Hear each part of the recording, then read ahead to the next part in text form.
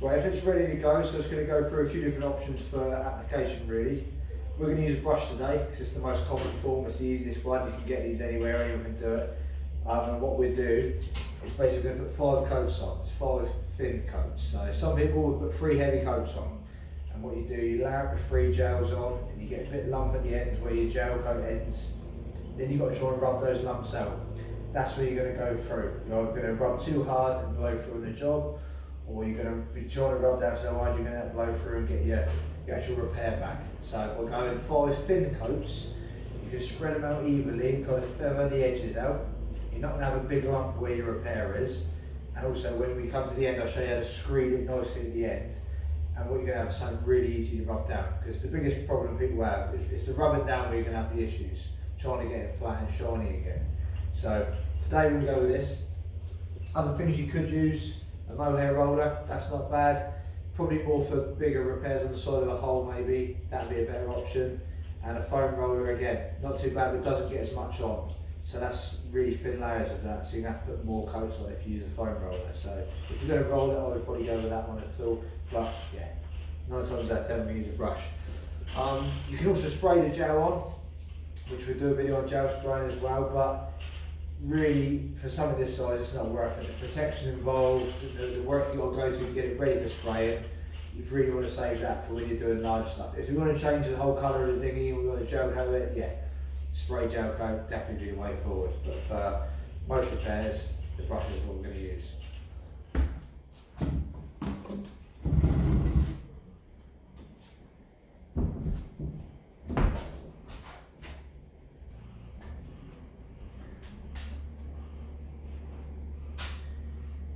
This is our repair now. I'm going to give it another clean down because it's been left for a day or so, just because we had other stuff to get onto. So it doesn't hurt these repairs to leave them anyway, let them cure off a little bit more. Yeah, just give it one more clean around the edge. Make sure we get no dirty line. Right, you can see here there's a few pinholes and a couple of little bits that will scratch out of there that I haven't filled. That's on purpose, just so we can show you what you can kind of get away with when you come to gelling up. So as long as there's little scratch, as long as we've keyed up inside and all the little bits are cleaned out and keyed up, they're fine to gel on, and you can catch them up when you're gelling. So the basic tools you're going to need to gel this up, you need some cups, the gel coat, some brushes, different sizes, some mixing sticks, plastic spreader for the end, some gloves for your hands. Other than that, that's about it really.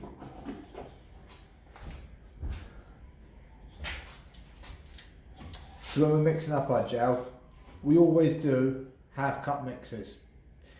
Even if you've done a little tiny one, don't try and mix up a little tiny bit of gel because it's hard to get the catalyst right in that small amount. So always do at least half a cup because then you're going to get your 2% catalyst.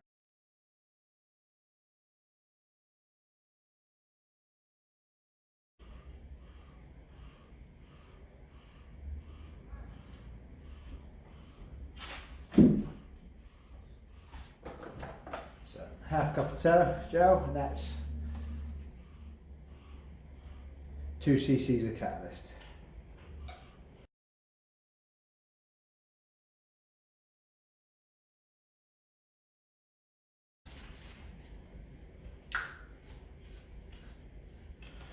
To brush a quick shake out to make sure any loose hairs come out now before you start. Right. So what we're going to do, we're going to apply 5 thin coats of gel coat on this and then screed one. So what we do when we do the gel coats, each time you put a coat on, they go a different direction and they step out a little bit further than the last one. So the first one, all we're trying to do is cover the repair and any chips. Next one we'll go a bit bigger the other way. Next one, again the other way. I'll explain that as we're going. So what we don't want to do is just chuck really big heavy thick coats of gel on, because all that happens is you get pinholes.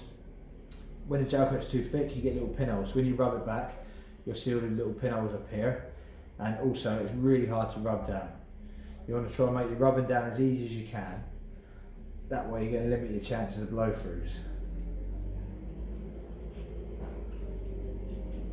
So nice and thin, touching any little bits. And when you're done, just go around the edges. You're trying to feather off all the edges. We don't need big lumps of gel coming off. So just kind of smooth the edges out, like so. So that's one coat of gel on there. If you had a lot of other things to do, what you could then do is go do something else for 25 minutes, come back, put another coat of gel on and kind of just let it cure off naturally, mix another cup like so. What we're going to do is use a heat gun, and what we're going to do is just warm the area, and that way this one pot of gel will do us for all our coats. We can just, it's important not to hold the heat on it and just bake it in one place. You have to kind of waft it over and just warm it up basically. If it gets too hot, what's going to happen is the colour's going to go greeny, it's going to change the colour a little bit. So all we're trying to do is warm the area. So you can put a fan heater on it.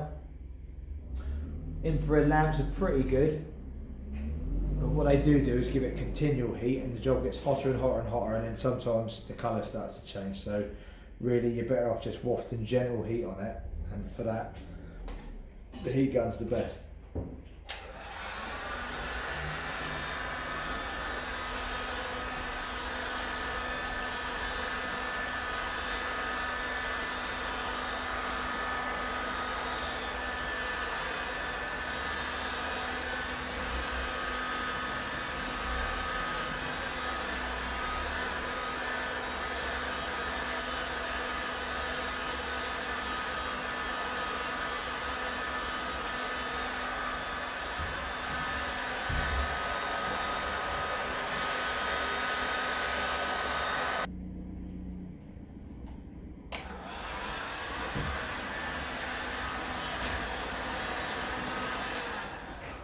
Okay, so that's taken about 5 minutes, the first one. Each coat you go on will get a little bit quicker because now that's a nice warm surface, and that gel coat will help send the next one off anyway. Plus the gel coat in your cup is actually going off, it's going through its own curing time, so that's now getting closer to going off, and then you've got a warm job, so things do speed up. So yeah, the next one, this way. By doing this, what we're doing, we're filling up the grain and we're getting a nice even build. If you go long ways all the time, these little lines and brush lines, the gel of the next layer goes in again, they just get more exaggerated and you end up with these really big lines everywhere.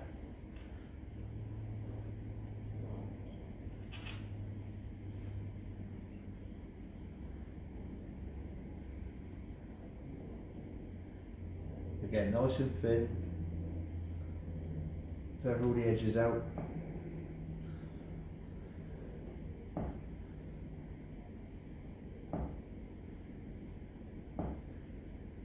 By doing the crossing motion, these little pinholes and the little scratches, you're going to start to fill them up.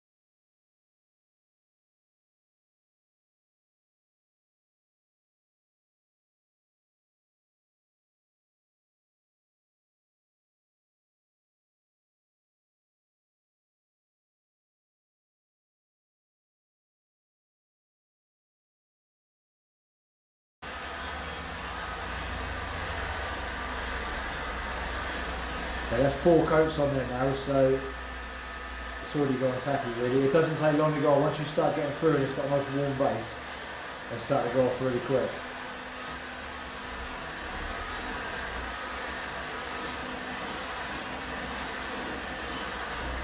The crisscrossing, we've started to fill up all the pinholes, and the chip's nearly gone now, the one in the corner we were trying to fill up. What we do now, so we check the gel coat.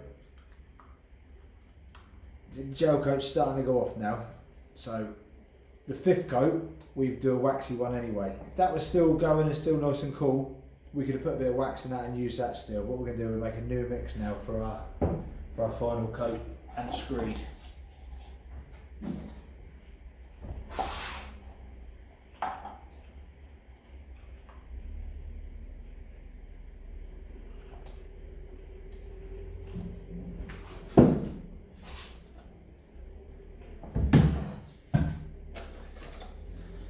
same amount, same catalyst again.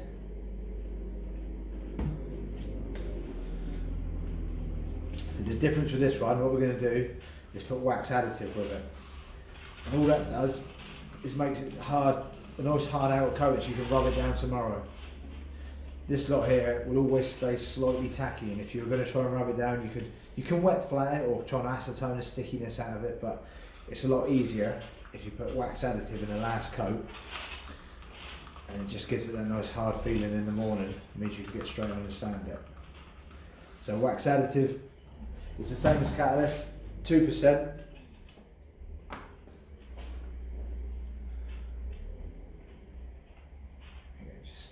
Thin layer just to cover the whole surface. The waxy coat is a sacrificial one anyway, so if you put too much wax with it, technically the gel coat wouldn't be as hard as it would before, but the waxy coat goes on at the end, so when you sand and polish, you actually sand all this coat off anyway. So for example, when we spray gel, sometimes we spray gel the waxy coat in a different colour, and we use it as a marker coat because, I say, it's irrelevant, it's sacrificial, it all gets sanded off. It's just a coating you're putting on there now to make it nice and hard to sand.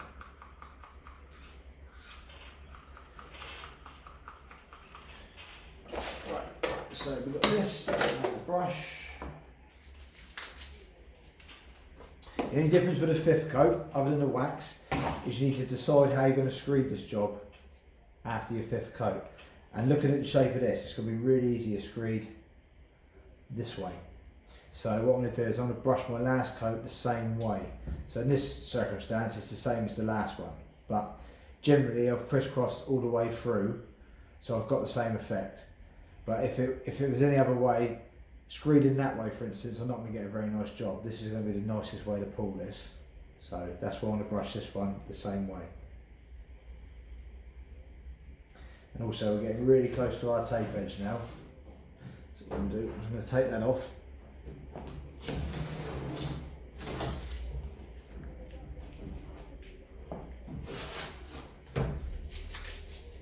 So the tape's done its purpose. Give us a nice clean area to work in, and we've been able to control it the whole way through. And now my final coat just gives me the option so I can spread out a little bit further. What you don't want is a big step on the edge, so you've got to try and rub that down and make it disappear otherwise.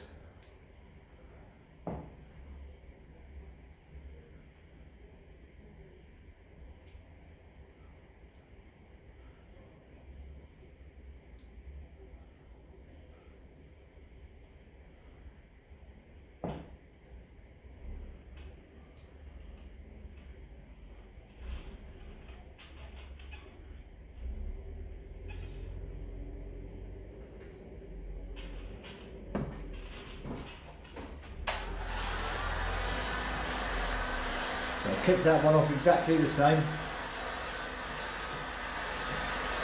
As soon as it's touch dry, we're going to get on and do the screening. So it might take a little bit longer because it's a new cup of gel now, so we've got to go back to probably the first one, which was 4 or 5 minutes in between.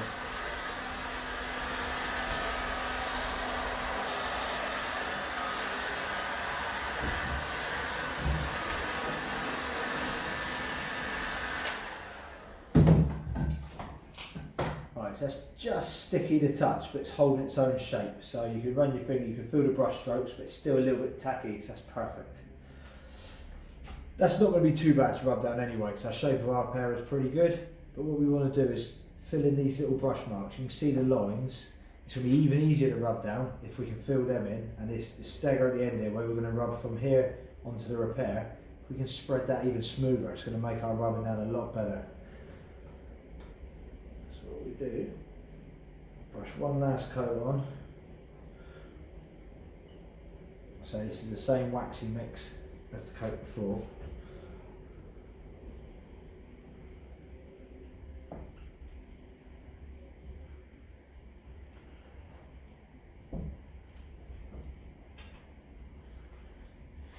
Get your plastic spreader. These are the best for this really, I say, because there's a few little different shapes involved. If you had anything too long, it's going to dig in. And just you start off the job, up a little way over like that.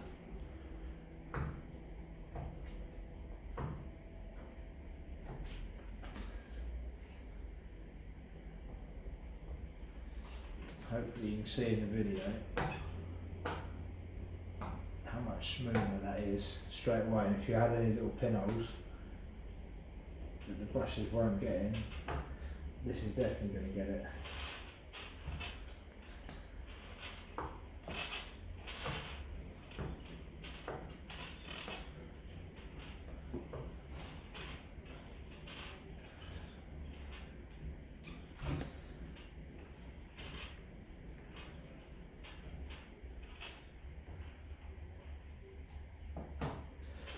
And I'd say this is the one thing that I see that not enough people do, is that no one really screws their repairs at the end. And you think you've got to rub this down yourself, that there is going to take next to nothing to rub down and make that nice and smooth. You've got lumps and bumps over it, so you're just making it hard work for yourself. And here we had that area, that little chip, which was still not quite filled. Suddenly you can do that, you can make sure it's definitely filled.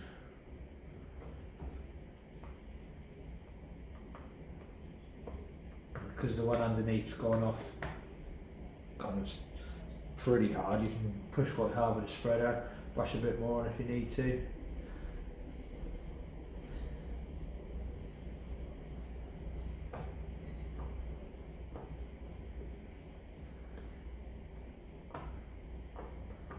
There's a little area here which looked a little bit low. Mess around with the spreader, tuck a bit extra in there.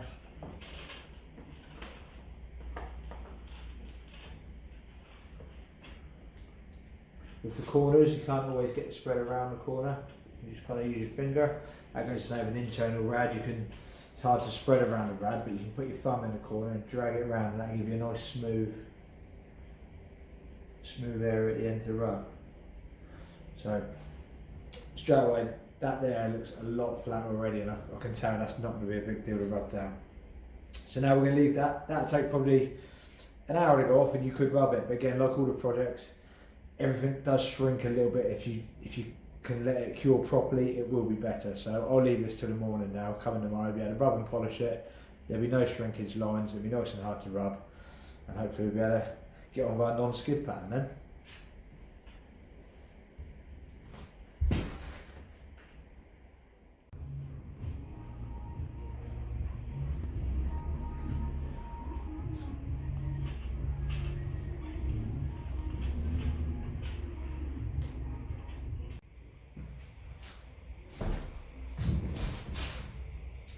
So it's been left all night to go off, so it's all nice and hard now, so it's ready to sand.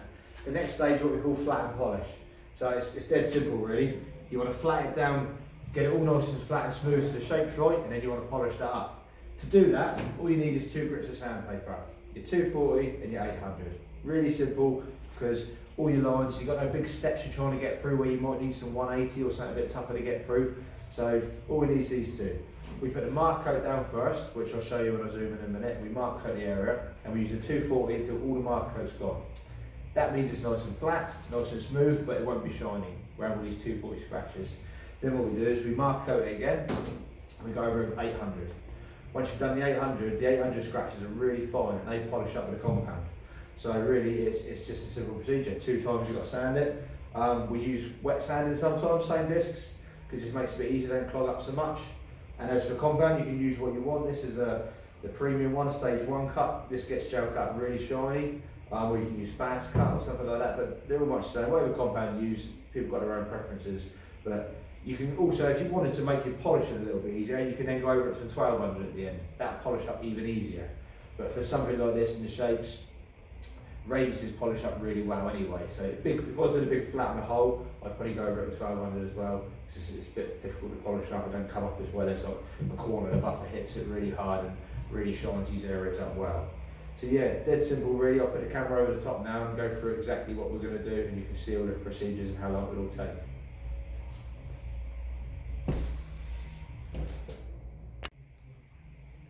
So the first thing we want to do is get our marker pen, scribble over the whole area. Doesn't matter what colour you use, anything's the same. Just something that when we acetone it now, it all goes into any little imperfections, because that's what we're trying to rub out now. We're trying to make the repair flat before we go any further. Just a bit of marker pen on there, a little bit of acetone.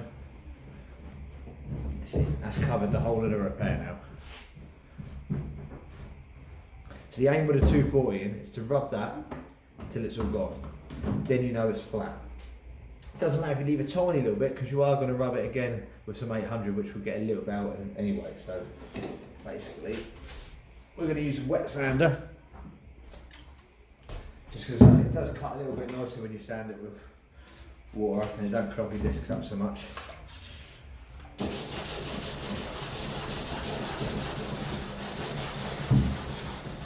See, this is the join up area here where we go from our repair onto the hull. You see, very minimal sanding.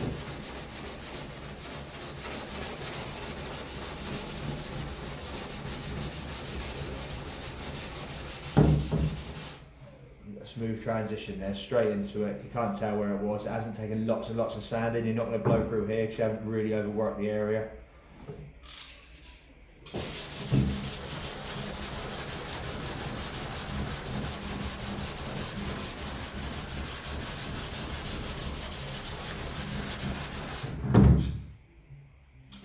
Remember, when you come into rads, you roll over the rad. 45 degrees, and back that way. Just keep it nice and even, stop it going all 50 pence a piece low.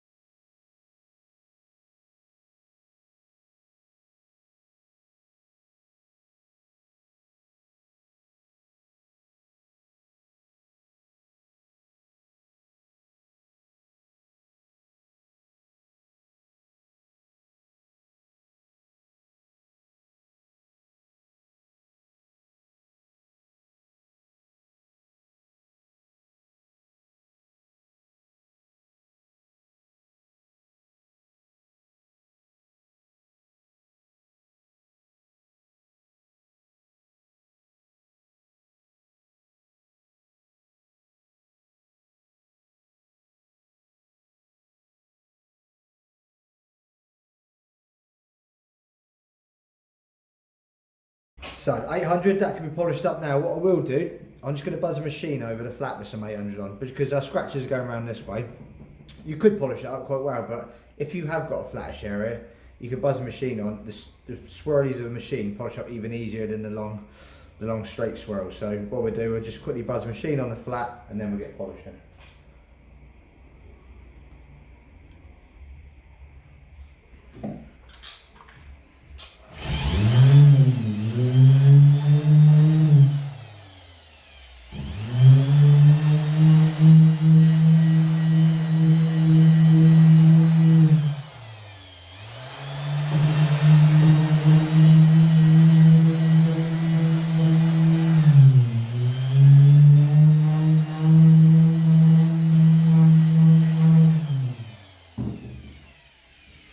You don't really want to start going over radiuses and stuff like that. It's just a bit of a, make the area a little bit easier to polish there. But yeah, there we go. Polishing, normally we give everything 3 polishes just to make sure. Sometimes you can't see it after 1 or 2, but 3 buffs, that will get all your scratches out and you don't have to come back to it again. And we get the same polish, dip a little brush in, just give yourself a thin layer all the way over it. Not much, the more you put on there, it's just going to spray off everywhere. It's just got to be a thin coating like that.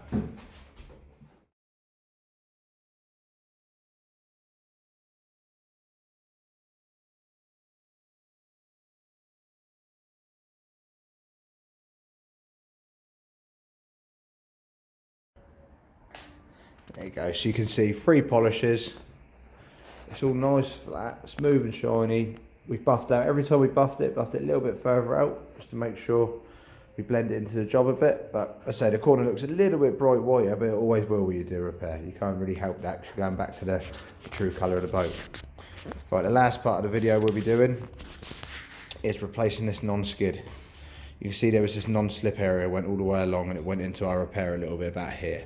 So what we're going to do for the last part of the video, we'll show you how to apply non-slips.